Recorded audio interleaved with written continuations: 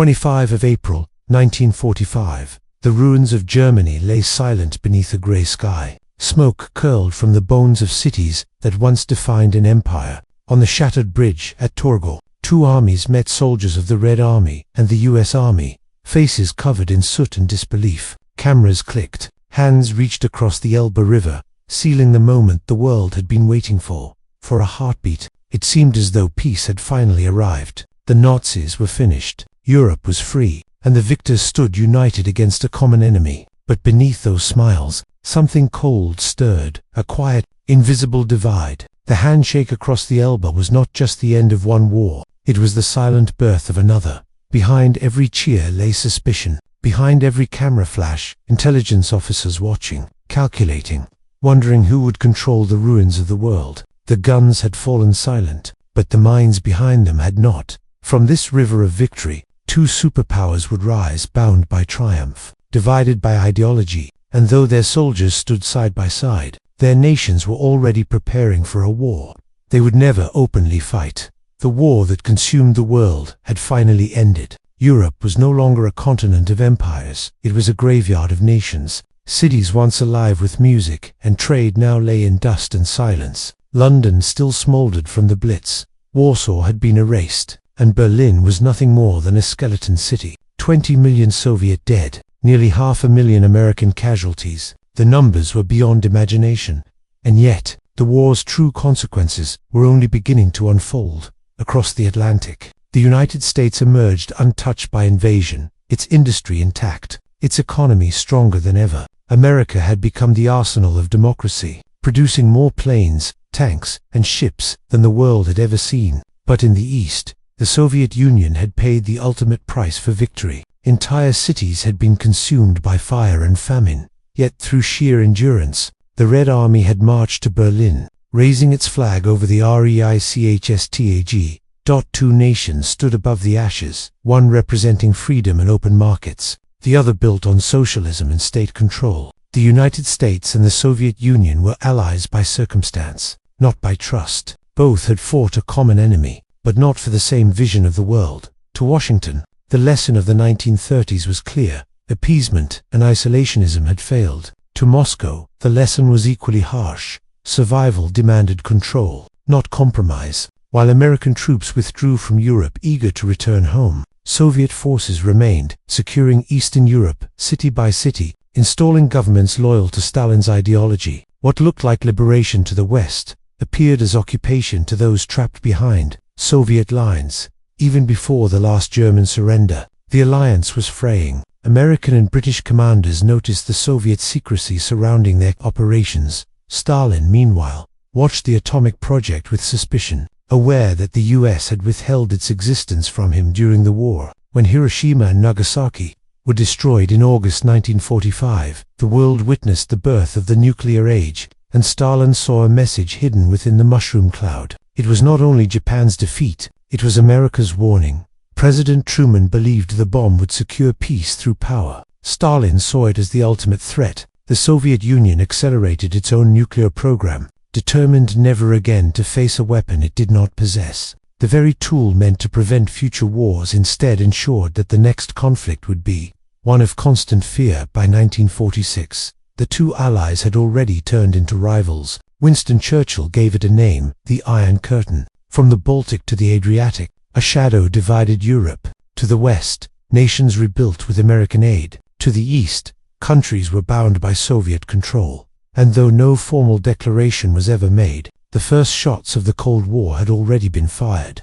Through words, policies, and the silent race for power, the handshake at the Elbe had faded into history. In its place stood two giants, watching each other through a haze of victory and suspicion, each convinced that only their system could lead the world forward. In the ruins of post-war Europe, the map of the world was being quietly redrawn. The victors had met at Yalta and Potsdam to shape the peace. But peace was never truly on the table, only influence. The question was not who had won the war, but who would control what remained of it. Germany became the first and most visible fault line. Once united under the Nazi banner, it was now divided into 4 occupation zones: American, British, French, and Soviet. Berlin, the heart of the defeated Reich, was split the same way. even though it lay deep inside Soviet territory. What began as a temporary arrangement soon turned into a permanent division. The West sought economic revival. The East sought political control, while the US pumped billions through the Marshall Plan to rebuild Western Europe.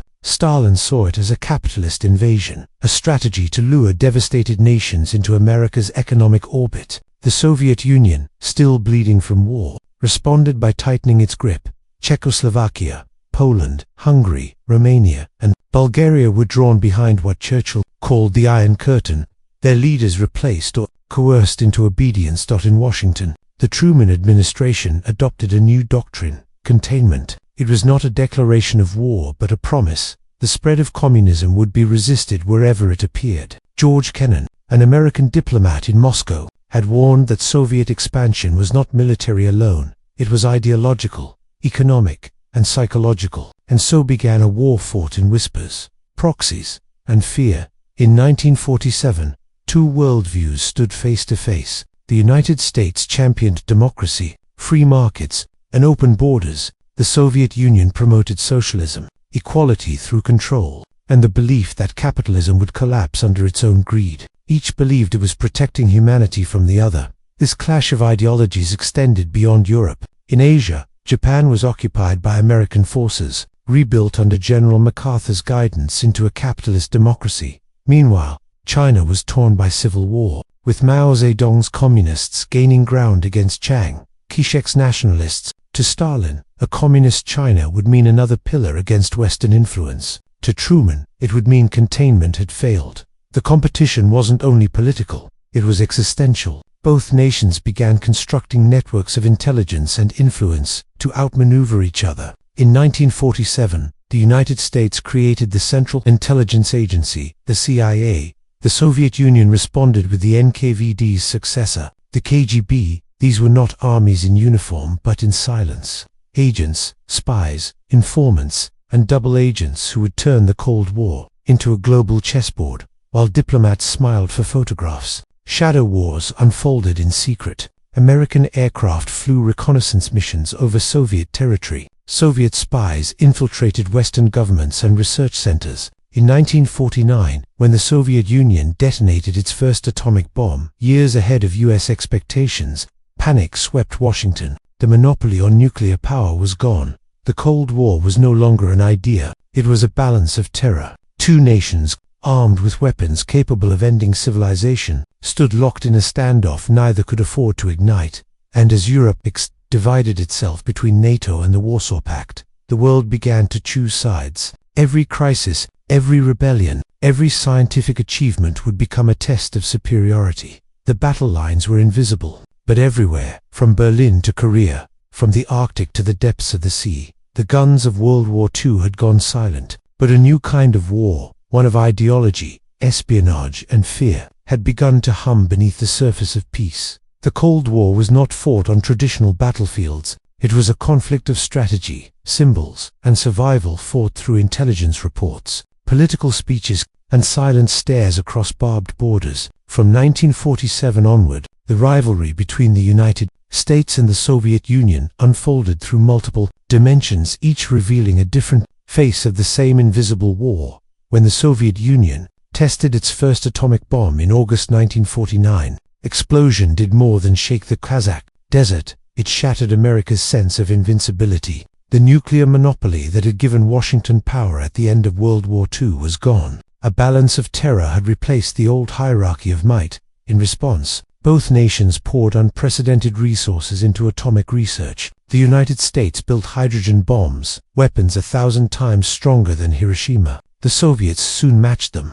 Nuclear stockpiles grew into the tens of thousands, enough to destroy the planet several times over. Yet, paradoxically, this buildup was not meant for war. It was meant to prevent one. This was the essence of deterrence. Peace sustained by the threat of annihilation. Military planners called it mutually assured destruction, MAD. Both sides knew that any nuclear strike would invite an equal and opposite response, leaving no victor. The bomb had become both sword and shield, ensuring that the ultimate weapon could never be used. But the fear it created reshaped human existence. Cities began constructing fallout shelters. School children practiced duck and cover drills. Scientists debated morality while governments competed in silence. The arms race was not only about who could destroy more, it was about who could appear stronger without ever firing a shot. The nuclear age had redefined war itself, from one of movement to one of waiting. Beneath the nuclear tension lay another battlefield, one fought by men and women whose names the public would never know. Intelligence became the front line of the Cold War. Information, not armies, determined victory. The newly formed CIA and the KGB became mirror images of each other. Vast, secret bureaucracies commanding networks that stretched across continents. Every embassy, every research lab, every newspaper office could be a potential front. Double agents became the hidden soldiers of this silent war. In Britain, the Cambridge Five, a ring of upper-class spies, passed Western secrets to Moscow for decades. In America, the discovery of Klaus Fuchs, who leaked atomic data to the Soviets, sent shockwaves through the scientific community. Each revelation deepened paranoia. Each betrayal fueled suspicion. Spycraft became an art. Microfilms hidden in coins, dead drops in park benches, code words whispered in crowded cafes, invisible ink, intercepted radio signals, forged passports. This was the world of constant deception. And behind every mission stood a greater purpose: to understand what the other side was planning before it happened. Intelligence failures could alter history. When the US missed signs of the Soviet atomic program, it reshaped its entire defense strategy. When Moscow learned of NATO's reality, it responded with Warsaw Pact unity. The Cold War's true battles were often invisible, fought in shadows, won in silence. If nuclear weapons and spies defined the hidden war, propaganda defined the visible one. Both superpowers sought not only to control territory, but to control belief. For the United States, Hollywood became a weapon. Films glorified freedom, democracy, and consumer abundance. Jazz tours, Coca-Cola ads, and glossy magazines became symbols of the American dream, a lifestyle that promised happiness through liberty. The Marshall Plan wasn't just rebuilding Europe's cities, it was rebuilding its mindset. The Soviet Union responded with its own arsenal of imagery. Posters declared the triumph of socialism. Parades filled Red Square with tanks and missiles, showcasing strength and unity. Newspapers and radio broadcasts painted the West as decadent, exploitative, and morally decayed. To the Soviet citizen, communism was not oppression, it was progress. Both sides built their image upon fear of the other. The Red Scare swept through the United States, where even suspicion of sympathy toward communism could destroy a career. In the USSR, Western culture was labeled dangerous and corrupting. This ideological theater extended beyond borders, influencing newly independent nations in Asia, Africa, and the Middle East. Each speech, each headline, each cultural exchange became part of the larger struggle to shape global perception. Propaganda was not just about persuasion, it was about legitimacy. Whoever controlled the story controlled the future, and as both sides broadcast their ideals across the airwaves, humanity itself became the audience caught between two versions of truth. The Cold War was not a single conflict, but a mosaic of smaller wars fought with bombs, with lies, with words. Yet behind all of it lay one question: which system, capitalism or communism, would define the modern world? That question would soon be tested not in Europe's ruins, but on distant battlefields where superpowers would meet through proxies, not armies. The Cold War's strangest feature was its restraint. The superpowers never faced each other directly, yet millions died in their shadow. Instead of armies meeting on open fields, they collided through proxy wars, conflicts, where others bled for the ambitions of Washington and Moscow. The first great test came in Korea, 1950, when North Korean forces, backed by the Soviets and later aided by China, crossed the 38th parallel.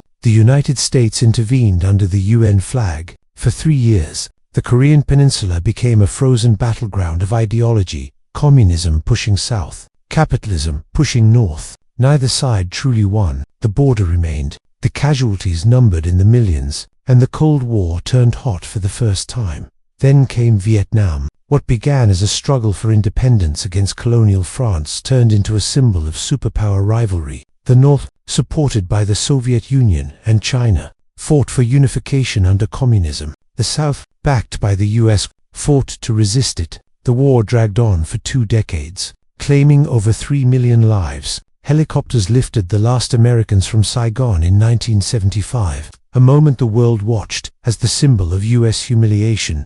Further west, in Afghanistan 1979, the pattern reversed. When the Soviet Union invaded to support its communist government, it faced a US-backed resistance. The Mujahideen, American funds, Saudi influence, and Pakistani logistics turned the mountains into a Soviet graveyard. 10 years later, the Red Army withdrew in defeat, and the Soviet Union itself began to crumble. From Angola to Latin America, from Cuba to the Congo, each proxy conflict carried the fingerprints of distant powers. These were not wars of conquest, but wars of ideology fought with the weapons and strategies of others. In every corner of the world, the Cold War whispered the same truth. The US and USSR could not fight each other, but they could fight through everyone else. If proxy wars showed the cost of rivalry, the space race showed its ambition. In 1957, the Soviet Union launched Sputnik 1, the first artificial satellite to orbit Earth. It was a polished metal sphere, barely the size of a beach ball,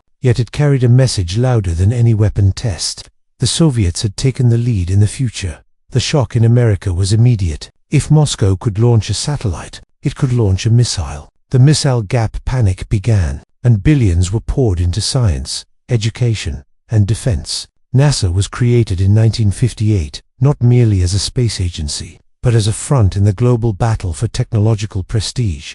The Soviets pressed ahead. They sent the first human, Yuri Gagarin, into orbit in 1961, a triumph celebrated across the Eastern Bloc as proof of socialism's superiority. But the Americans were determined to answer. In 1969, under the words "We choose to go to the moon," the United States achieved what no civilization had before. Apollo 11 landed on the lunar surface. Neil Armstrong's first step was more than a human milestone. It was a geopolitical victory. The space race was not just about exploration. It was about dominance of science, ideology, and imagination. Satellites became tools of communication, surveillance, and navigation. The same rockets that launched astronauts could deliver nuclear warheads for humanity. It was an age of awe. For the superpowers, it was a contest for the heavens themselves, fought not to reach the stars, but to prove who deserved to rule beneath them. As the decades passed, both nations found themselves prisoners of their own power. The United States claimed to defend freedom, yet supported dictatorships that opposed communism. The Soviet Union spoke of equality, yet ruled through fear, censorship, and suppression. Each side became what it despised in the other. The Cold War had turned into a mirror, reflecting not just political rivalry, but human contradiction. Nuclear weapons that were never used still controlled every decision. Propaganda that promised peace still justified intervention. And a generation grew up under the shadow of annihilation, taught that survival depended on believing that the enemy was evil. Inside both nations, dissent grew. Americans questioned the morality of Vietnam. Soviet citizens whispered doubts about their leaders in the safety of kitchens and basements. The arms race consumed resources that could have fed and healed millions. Progress was achieved, but peace remained distant. The paradox of the Cold War was that it kept the peace by sustaining fear. Neither side wanted to start a war, but neither could afford to appear weak. Humanity survived, not because of wisdom, but because of terror. And yet, in that fragile balance, something remarkable happened. Technology advanced, medicine improved, and the idea of global interdependence took root. The Cold War had frozen politics, but it had also forced innovation. By the late 1970s, the world was weary. Treaties were signed, leaders shook hands, but beneath the diplomacy, the old rivalry waited, dormant, patient, eternal. The world had not yet seen the last moment when both superpowers would stand one miscalculation away from disaster. The Second World War had ended, but peace did not bring relief. It brought exhaustion. Europe, once the center of global power and culture, was now a continent of ashes. Cities like Warsaw, Berlin, and Stalingrad were skeletons of stone and steel. Roads were broken, factories destroyed, and millions wandered without homes. The war had not only taken lives, it had erased the idea of stability. Amid the wreckage, two nations stood tall, the United States and the Soviet Union.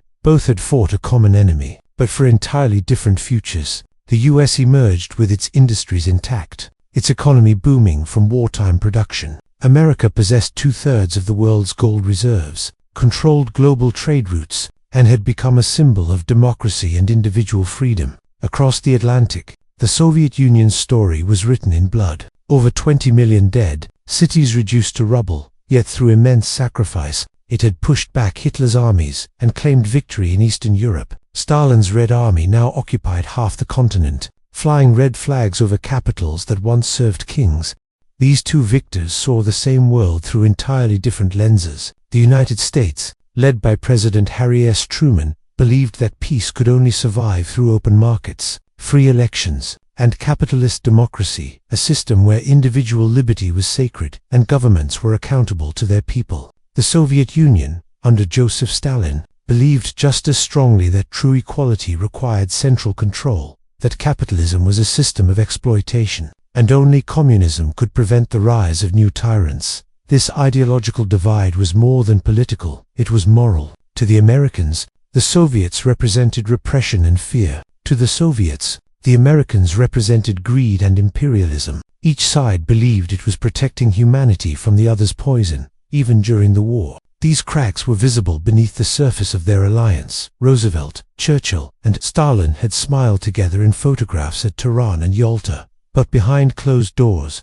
suspicion ruled every conversation. The Americans feared Stalin's expansionist ambitions. Stalin feared the Western powers would one day turn their strength against him. When the United States delayed opening a second front in Europe, forcing the Soviets to bear the full weight of Nazi invasion for years, the seeds of resentment were sown. By 1945, the alliance was little more than a temporary truce built on necessity. The war had forced cooperation, not friendship. Soviet troops liberated much of Eastern Europe, but instead of granting freedom, Stalin installed communist governments loyal to Moscow. To him, this was security, a protective buffer against future invasions. To the West, it looked like conquest under a new name. The Americans responded with their own form of control. Through economic programs like the Marshall Plan, they poured billions into rebuilding Western Europe, not only to help recovery, but to ensure those nations stayed within the capitalist orbit. While Washington spoke of freedom and prosperity,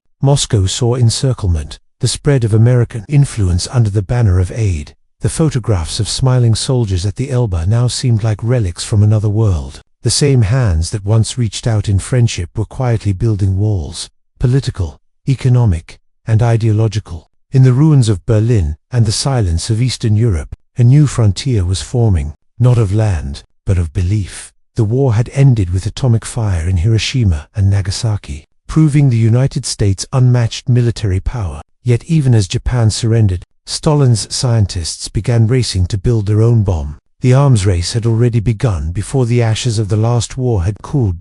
By the close of 1945, the world stood at a crossroads. One path promised freedom through capitalism, the other promised equality through communism. Neither trusted the other to walk beside them. Between those paths stretched an invisible battlefield, one that would define the next half-century of human history. By 1946, the illusion of wartime unity had completely vanished. The world was no longer divided between the Allies and the Axis. It was now divided between East and West. In every capital, from Washington to Moscow, leaders spoke of peace, but prepared for confrontation. The battleground was no longer the fields of Europe. It was the human mind, the heart of nations, and the invisible sphere of influence that stretched across continents. Winston Churchill, now out of office, gave a speech that captured the new reality. Standing before an American audience in Fulton, Missouri, he warned that an iron curtain had descended across Europe. Behind it, he said, lay the lands controlled by Moscow from the Baltic to the Adriatic, where freedom had been replaced by totalitarian rule. Too many in the West, Churchill's words were not a prophecy. They were a confirmation. In the East, Stalin saw this speech as proof that the West was preparing for hostility. Soviet newspapers called it a declaration of war, not of guns, but of ideology. And in truth, the Cold War had no its weapons were words, alliances, and the quiet manipulation of nations struggling to recover from the chaos of World War II.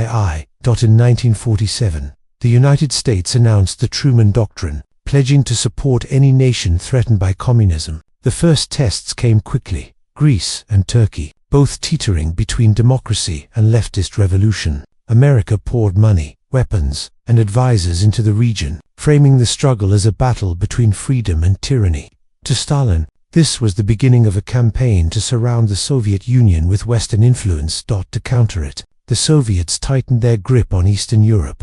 Poland, Czechoslovakia, Hungary, Romania, and Bulgaria all fell under communist governments, each loyal to Moscow. Elections were held, but they were illusions. Behind the ballots stood secret police, propaganda, and fear. The dream of liberation after the war was replaced with the shadow of control. While Europe split in two, Asia became the next chessboard. In 1949, China's revolution brought Mao Zedong to power, creating the world's second great communist state. To Washington, it was a nightmare, proof that communism was spreading like wildfire. The same year, the Soviet Union tested its first atomic bomb, ending America's short-lived monopoly on nuclear power. Suddenly, the world was balanced on a knife's edge. The era of mutually assured destruction had begun. In response, Western nations united under the North Atlantic Treaty Organization (NATO) in 1949, a military alliance built on the principle that an attack on one member was an attack on all. The Soviet Union answered 5 years later with the Warsaw Pact, binding its satellite states into a similar alliance. Europe, once a single war-torn continent, was now divided by barbed wire, concrete, and ideology. But the Cold War was never just about borders. It was about influence. Both superpowers sought to shape the minds of the world. American films, jazz, and consumer culture symbolized freedom and prosperity. Soviet art, space achievements, and political rhetoric promised equality and dignity for the working class. Propaganda was as powerful as any weapon, and victory meant winning hearts as much as territory. Even as politicians traded speeches, scientists and soldiers prepared for the unthinkable. The arms race accelerated. Bombers, missiles, and nuclear submarines became symbols of national pride. Each side built enough firepower to destroy the planet many times over, not to use it, but to ensure the other never dared to.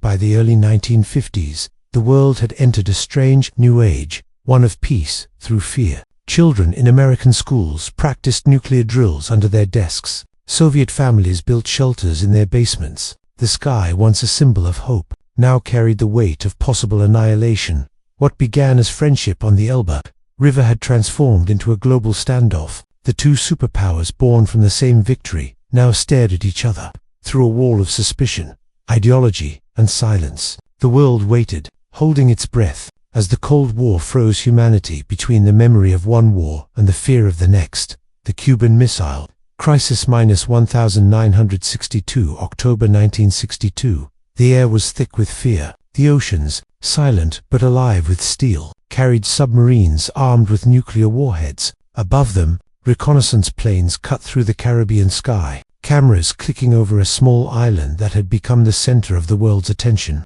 Cuba. Just 90 miles off the coast of Florida, American surveillance had discovered something unthinkable. Soviet nuclear missiles, already under construction, each one capable of destroying an American city in minutes. For the first time, the balance of terror that had kept both sides cautious was about to tip toward chaos.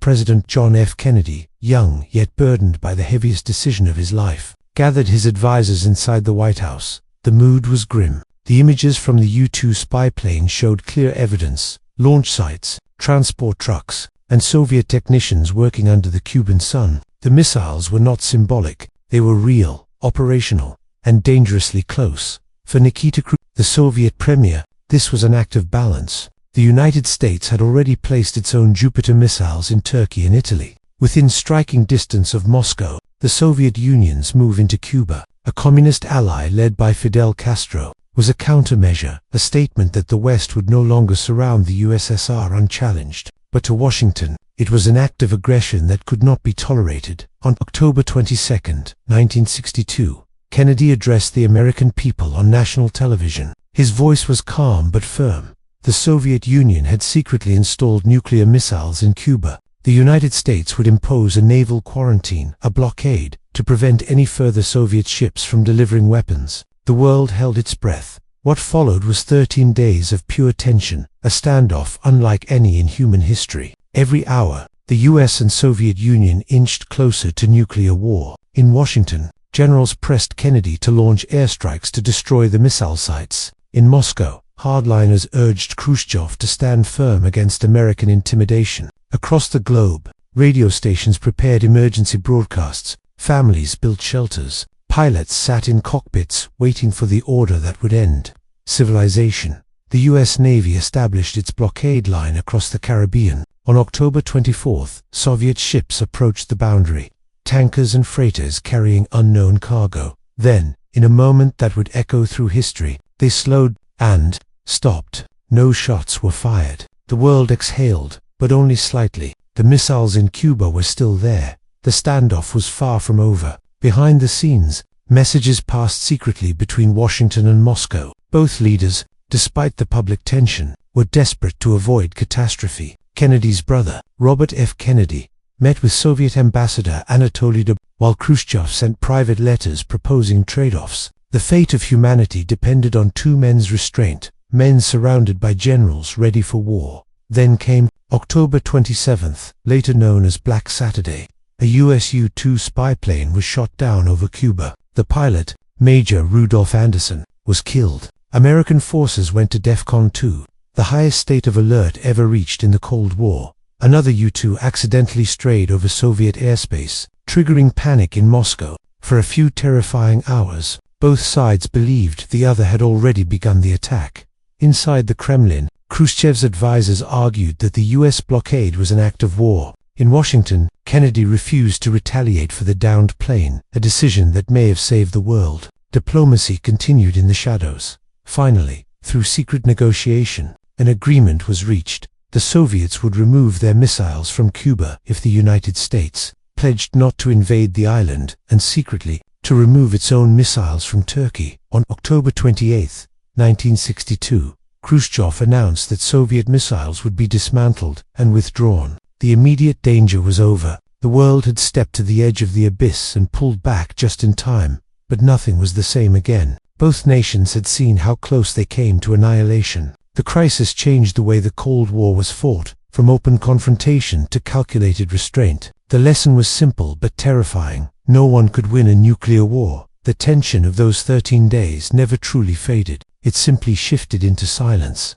into fear, into a race for more subtle control. The Cold War entered a new phase, one defined not by confrontation, but by quiet intelligence, espionage, and power struggles fought through proxies and persuasion. When Khrushchev's message of retreat reached Washington on the morning of October 28, 1962, there was no celebration, only silence. Kennedy read the words carefully. "We have ordered the dismantling of the weapons." The standoff was over. The world had survived. Yet beneath the calm exterior of that Sunday morning, every man in power understood one thing: humanity had looked into the eyes of its own destruction.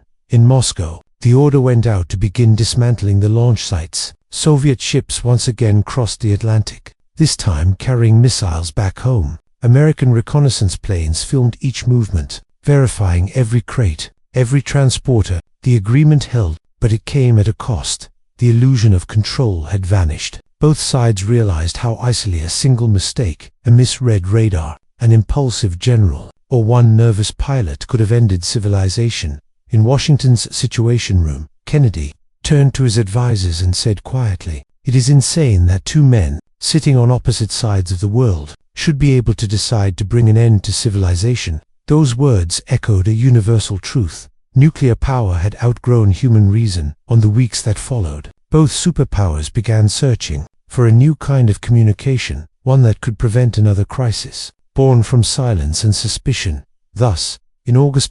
1963, a direct communication link was established between the Kremlin and the White House, the Moscow-Washington hotline. Contrary to myth, it wasn't a red telephone on a desk, but a teletype system capable of transmitting secure messages instantly. Its creation symbolized a new awareness. The world could not afford another 13 days of guessing the other side's intentions. The same year, the Partial Nuclear Test Ban Treaty was signed. The US, the USSR and the United Kingdom agreed to ban nuclear tests in the atmosphere, underwater, and in space, limiting them to underground sites only. It was a small step, but a vital one. After 2 decades of arms escalation, the superpowers had finally recognized that survival required cooperation, not dominance. Behind the diplomacy, however, the scars remained deep. Both nations had stared into the abyss and recoiled, but neither was willing to disarm. The arms race continued, this time hidden behind the facade of treaties and talks. Each side built more warheads, improved delivery systems, and strengthened second strike capabilities, the assurance that even after a nuclear attack, they could still retaliate. This fragile balance was known as mutually assured destruction. The idea was paradoxical, peace through the certainty of annihilation. For the ordinary citizen, the aftermath of the Cuban crisis felt like waking from a nightmare into another kind of fear. In America, school children practiced duck and cover drills beneath wooden desks. In the Soviet Union, entire towns were prepared with underground shelters and evacuation plans. Both societies learned to live with the quiet presence of apocalypse, not in the headlines, but in the background hum of daily life. Politically, the crisis reshaped leadership on both sides. Kennedy's calm restraint, in the face of immense military pressure, earned him worldwide respect, but it also marked the beginning of his shift toward peace diplomacy, a direction cut short by his assassination the following year. For the retreat from Cuba damaged his reputation within the Kremlin. Hardliners viewed it as weakness, and by 1964, he was removed from power. Yet the brief dialogue they created outlived them both. The crisis became the foundation of a new approach, known as détente, a cautious easing of tensions. In the years to come, this led to more treaties: the Nuclear Non-Proliferation Treaty 1968, the Strategic Arms Limitation Talks, SALT-I 1972, and the Anti-Ballistic Missile Treaty 1972. Each was built upon the silent memory of 1962, the year the world almost ended. Still, historians would later reveal just how close it truly came. During the blockade, a Soviet submarine near Cuba, B-59, lost contact with Moscow. American ships dropped practice depth charges, unaware the submarine carried a nuclear torpedo. Inside, the captain believed war had already begun and prepared to launch. It required the vote of all 3 senior officers aboard. 2 voted yes. 1 man, Vasily Arkhipov, refused. His single act of restraint stopped what could have been the beginning of World War III. The lesson was chilling. The world's fate had hung not only on leaders, but on individual moments of human judgment. In the end, the Cuban Missile Crisis became more than a confrontation. It was a revelation. It showed that technology had outpaced politics, and that survival depended on understanding rather than dominance. Both sides had tested the limits of fear and learned that victory in a nuclear age was an illusion. The world stepped back from the edge, but only barely. The shadow of those 2 weeks would linger for generations. Every future decision, every confrontation, would carry the memory of 1962, a reminder of how close humanity once came to pressing the button. The Cuban Missile Crisis left behind a silence filled not with peace, but with caution. For a time, both superpowers stepped lightly. Through the 1970s, this fragile balance came to be known as date, a word that suggested relaxation, but in truth meant controlled tension. The Cold War had not ended. It had simply changed its rhythm. Washington and Moscow spoke through ambassadors instead of armies. Treaties replaced threats, and summit tables became new battlegrounds. Leaders like Richard Nixon and Leonid Brezhnev shook hands, smiled for cameras, and signed the SALT-I Treaty in 1972, the first serious attempt to limit the number of nuclear weapons. It was progress, but not trust. Each side still built more missiles than it dismantled. The illusion of calm began to crack by the end of the decade. Beneath the surface of diplomacy, a new wave of suspicion was rising. The Vietnam War had left America cautious, wounded, and introspective. Meanwhile, the Soviet Union, though powerful on paper, was crumbling inside. Its economy stagnated, its people quietly exhausted by decades of sacrifice. Yet the Kremlin's answer to weakness was expansion. In December 1979, Soviet tanks rolled across the border into Afghanistan. To Moscow, it was a defensive act, a move to protect a friendly communist government collapsing under rebellion. But to Washington, it was something far darker, the return of open aggression. The invasion shattered the illusion of détente. Afghanistan was more than a local conflict. It became the Cold War's next great chessboard. America, unwilling to confront the Soviet Union directly, began a covert campaign, one that would arm, train, and fund Afghan resistance fighters, known as the Mujahideen. Through the CIA's Operation Cyclone, Weapons and money flowed secretly through Pakistan's intelligence network. Stinger missiles, rifles and propaganda all became tools of resistance to the world. It was a shadow war. Soviet helicopters burned across mountain valleys while Afghan fighters, often barefoot and poorly equipped, struck from caves and entire villages became battlefields. Civilians fled through deserts and into refugee camps, while the superpowers waged their ideological war through their proxies. In Washington, President Jimmy Carter called the invasion the most serious threat to peace since World War II. He announced the Carter Doctrine, declaration that the United States would use military force to defend its interests in the Persian Gulf. The Olympic Games in Moscow were boycotted. Diplomacy froze once again. For the Soviet Union, Afghanistan became its Vietnam, a war it could not win and could not leave. The Red Army faced guerrillas supported by Western intelligence, fighting in hostile terrain where every mountain hid an ambush. As casualties mounted, morale collapsed. Soviet mothers received sealed coffins and official letters, but no explanations. By the early 1980s, the optimism of détente had vanished. The Reagan administration in the United States reignited confrontation, calling the Soviet Union an evil empire. American defense spending surged. New missile systems were deployed in Europe, and the Strategic Defense Initiative, nicknamed Star Wars, promised to render nuclear weapons obsolete. The arms race had returned with a vengeance. In the streets of Moscow, the once invincible superpower was showing cracks. Shortages, corruption, and quiet dissent spread. Yet outwardly, the Soviet Union projected strength, unwilling to admit its growing decay. Each new confrontation with the West masked deeper internal weakness. The long shadow of détente had turned into a storm of rivalry. The ideological war that began in the ashes of Berlin was now being fought in Afghan valleys and through television screens, propaganda broadcasts, and space races. The Cold War was entering its final and most unpredictable decade. By the late 1980s, the once mighty Soviet Union was showing cracks that even its powerful propaganda couldn't hide. The people were weary of shortages, of lies, of the never-ending promises that never seemed to reach their lives. Across Eastern Europe, whispers of change grew louder.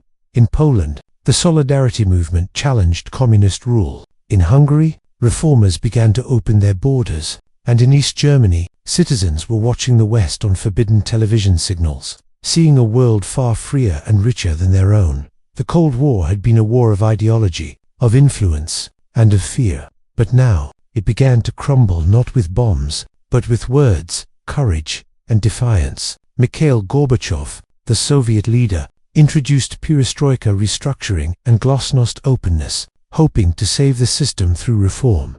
Instead, those reforms loosened the iron grip of the party. Once the fear lifted, people began to speak, and once they spoke, they could no longer be silenced. In 1989, the impossible happened. On November 9th, the Berlin Wall, the ultimate symbol of division, fell, not to an army, but to the will of the people. East and West Germans climbed atop the concrete barrier that had separated families for decades, cheering, crying, and breaking it apart, piece by piece. The Cold War's front line turned into a celebration of unity. The images of that night, of young men dancing with hammers, of families embracing, flashed across the world. The Iron Curtain had been torn down by bare hands and human hope. But while the wall fell in a single night, the Soviet Union itself took a slower, quieter path to its end. Economic collapse, corruption, and the costly war in Afghanistan had drained the nation's strength. Nationalist movements surged across the republics in Ukraine, in the Baltic states, in Georgia, each demanding independence. By 1991, the Soviet Union was no longer a superpower, but a crumbling empire held together by fear and habit. Then came the final moment. On December 25, 1991, Gorbachev announced his resignation. The red Soviet flag with its hammer and sickle was lowered from the Kremlin for the last time. In its place rose the tricolor of the Russian Federation. The USSR, the once feared rival of the United States, the force that had challenged the world, ceased to exist. There were no nuclear launches, no armies marching, no grand victory parades. The greatest conflict of the modern age ended in silence, not with explosions, but with exhaustion. Both sides had spent nearly half a century locked in an arms race that could have ended humanity, only to discover that fear, not war, was their most powerful weapon, that as the 1990s dawned, the world stood at a crossroads. For the first time in decades, there was no clear enemy, no looming apocalypse. Yet the ghosts of the Cold War lingered in the nuclear stockpiles still hidden beneath the earth, in the shattered economies of the East, and in the invisible scars left on millions who had lived their entire lives under the shadow of annihilation. The Cold War had no final battle, no surrender signed on a ship's deck. It ended the way it had begun, in quiet tension, suspicion, and human frailty. But beneath that quiet, there was also relief, and perhaps a small, fragile hope that humanity had learned something from standing so close to the edge. It was the end of the secret war, the war that never erupted, yet shaped everything. The war fought not on battlefields, but in boardrooms, laboratories, and television screens. The war that redefined what it meant to be powerful and what it meant to survive. The Cold War ended without a victor, yet it left behind lessons written in the very fabric of history. It taught humanity that peace can sometimes exist, not through trust, but through fear, the uneasy balance between destruction and survival. For nearly half a century, two superpowers stared each other down, each armed with enough firepower to erase the planet, and yet, precisely because they feared that outcome, they never dared to cross the final line. It was a strange kind of peace, fragile, paranoid but real. The Cold War also revealed how unity can be born from division. Nations on both sides, East and West, defined themselves by opposition to the other. It was this rivalry that sparked innovation, the race to the moon, the rise of computers, the creation of satellites and global communication. The same tension that once threatened to destroy humanity also propelled it forward. In trying to outdo one another, the United States and the Soviet Union inadvertently reshaped the modern world. But the greatest lesson lies beneath the surface. The realization that invisible wars never truly end. The Cold War may have faded, but its echoes remain in cyber warfare, espionage, propaganda, and the relentless competition for global influence. Borders have changed. Leaders have come and gone, yet the struggle for dominance continues, now hidden behind algorithms, markets, and information networks. Instead of missiles and tanks, and though the world may seem safer today, the weapons still exist silent, buried deep beneath the earth and sea, waiting. Thousands of nuclear warheads remain armed, their codes guarded but never forgotten. They serve as a quiet reminder of humanity's dual nature, capable of creation and destruction, wisdom and madness. The Cold War was not just a conflict between two nations. It was a mirror held up to humankind, revealing how close we can come to annihilation, and how reason, fear, and sheer luck can pull us back from the edge. It ended without fire or blood, but its shadow lingers, a whisper from the past, reminding us that peace is not the absence of conflict. It is the choice to never ignite it.